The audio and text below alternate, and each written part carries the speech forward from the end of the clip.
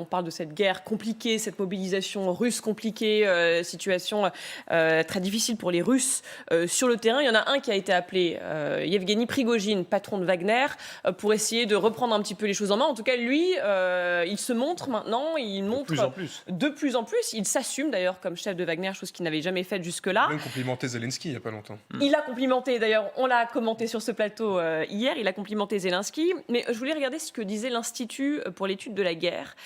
Prigojine a lui-même admis que les forces Wagner n'avançaient que de 100 à 200 mètres par jour, ce qu'il a prétendu être normal. Didier, est-ce que c'est pas un peu la désillusion Wagner sur le terrain? 100 à 200 mètres par jour, c'est peu. Et encore, c'est Prigojine qui dit ça.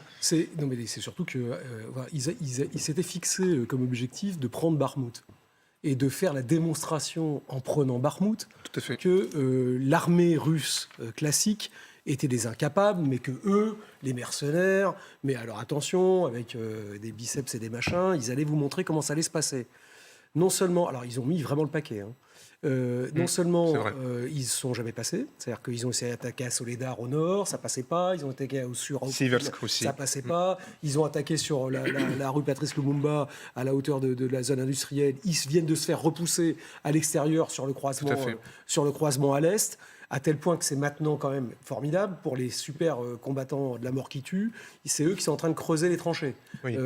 À 20 km plus loin derrière, pour être sûr que si les Ukrainiens avancent, ils ont une deuxième ligne de défense. Donc on est quand même très très loin des 100 à 200 mètres d'avancée.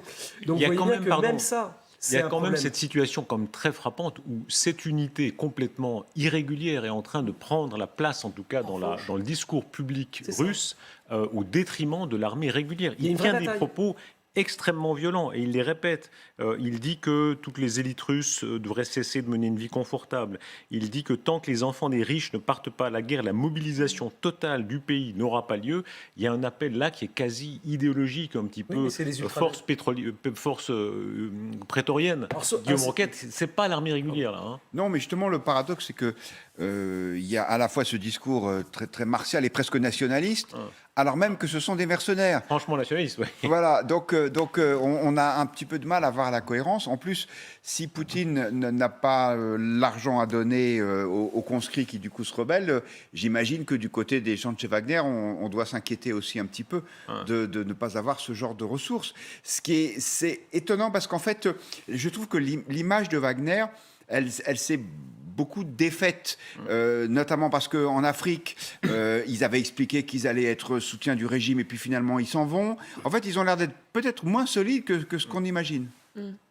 Il y a un côté parade, il y a un petit côté parade pour parader, ils sont très forts et pour faire peur, mais quand ils affrontent vraiment une vraie armée, c'est un peu plus compliqué. Mais en fait, j'ai l'impression qu'il y a deux Wagner qui sont en train d'apparaître. Il y a l'image qu'on avait de Wagner, de ces troupes d'élite, de très bien formés, des gros mecs vraiment balèzes qui foncent dans la guerre. Et puis les Wagner qui sont recrutés dans les prisons, qui arrivent sur le terrain, qui sont finalement pas si bien formés que ça, qui sont mal nourris, qui sont terrorisés, qui sont utilisés là comme de la vraie chair à canon pour aller de l'avant, faire exploser les mines et faire avancer les autres après. Donc on a l'impression qu'il y a deux espèces de Wagner. C'est parce qu'en fait, il y a eu parce qu'encore une fois, malgré ils ont un discours très différent et très offensif.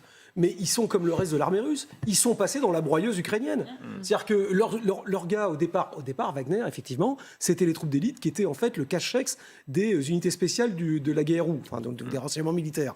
Et c'est comme ça qu'ils avaient été envoyés, d'abord en 2014, pour faire clandestinement la prise de la Crimée, les petits hommes verts, etc. Et ça marchait très bien, mais parce que c'était les forces spéciales. Maintenant, c'est plus le cas. Mais ça a commencé en Syrie, parce qu'avant qu'ils se fassent taper par les Ukrainiens, les Américains leur ont mis quand même une dégelée absolument monumentale quand ils ont essayé de prendre les puits de pétrole au Kurdistan syrien.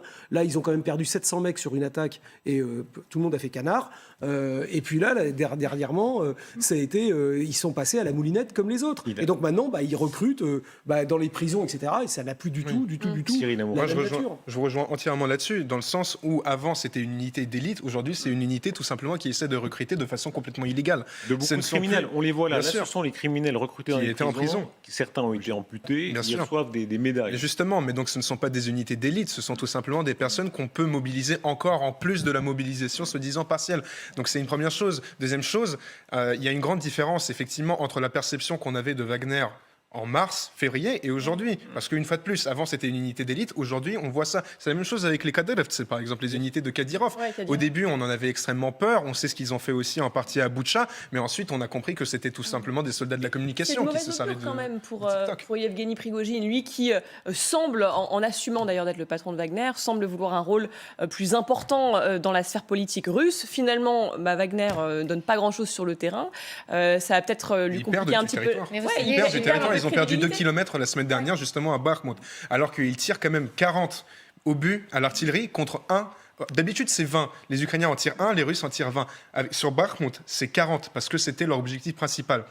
Non seulement ils n'arrivent pas à récupérer la ville, ils perdent du territoire. Donc c'est un échec colossal pour la Russie. Et on a vu la même chose, vous citiez les Kadyrovski, avec les unités Kadyrov qui, elles aussi, ont pris des coups, ont été obligées cette fois d'avouer qu'elles ont eu plusieurs dizaines de morts et de blessés. Et ça aussi, c'est un cap, parce qu'eux aussi se présentaient comme ceux qui font peur à tout le monde. Ils étaient là vraiment pour terroriser en réalité. Or, ces terreurs-là, quand elles affrontent des unités ukrainiennes appuyées par le renseignement américain, c'est autre chose. C'est ce qui leur est arrivé. Ces idiots, c'est leur quartier général qui a été tapé avec un HIMARS, donc un truc à longue portée. Ces idiots-là, à force de se prendre en photo et de se poster sur les réseaux sociaux, ils avaient oublié d'enlever la géolocalisation. Donc évidemment, les Ukrainiens, ils ont regardé sur les réseaux sociaux, ils ont trouvé la géolocalisation, ils l'ont rentré dans l'ordinateur et pan. C'est pas la première fois, ça arrivait plusieurs fois. Trop de com. Didier François, il a tellement fréquenté les militaires, il parle comme les militaires. Faire canard, ça veut dire quoi? Faire canard, c'est qu'on se met, on rentre dans l'eau, on se fait oublier, on bouge plus. Vous savez, cette guerre, elle va réveiller beaucoup de choses. Et nous vivons maintenant la tombée des masques. Cette guerre, on va apprendre et on va comprendre beaucoup de choses. Et je pense que la première chose qu'il faut comprendre dans cette guerre, qu'il faut arrêter de percevoir le monde par les apparences. Il faut toujours regarder au fond des choses. Nous, les Ukrainiens, nous sommes, vous savez, on est très intimidés toujours. On est timide, on est simple. Vous ne donnez pas cette impression, je vous rassure. Franchement, ça dépend. Tout le monde ne l'est pas. Votre président non plus. Non, ne l'est pas. Non, mais au fond, nous sommes les gens qui on préfère Allez, garder le timide, silence que parler trop. Vous voyez, donc on préfère montrer par l'action que par les paroles. Les paroles, c'est parce que c'est la guerre de communication, il nous oblige d'entrer dans cette... Mais il y a beaucoup d'illusions qui tombent maintenant. Pardon, je vous taquine, mais en réalité, ce que vous dites est tellement vrai. C'est vrai que c'est tellement frappant de voir. Si on se rappelle ce qu'on se disait au début de cette guerre, on imaginait que Kadyrov et Wagner allaient tout dévaster, que ces unités terrifiantes allaient tout ratiboiser. En réalité, ce sont les Ukrainiens qui reprennent l'avantage maintenant de manière tellement spectaculaire. Donc, sur l'intimité, on a le droit de vous taquiner, mais sur la réalité du courage, effectivement, c'est fascinant ce qui se passe. Mais oui, parce que nous avons, vous savez, j'explique à tout le monde, les Ukrainiens sont assez superstitieux. Il n'y a jamais la bravure. La bravure, c'est après la victoire. Mais avant, on dit, il y a un proverbe, plus doucement tu vas, plus loin tu iras. Oui.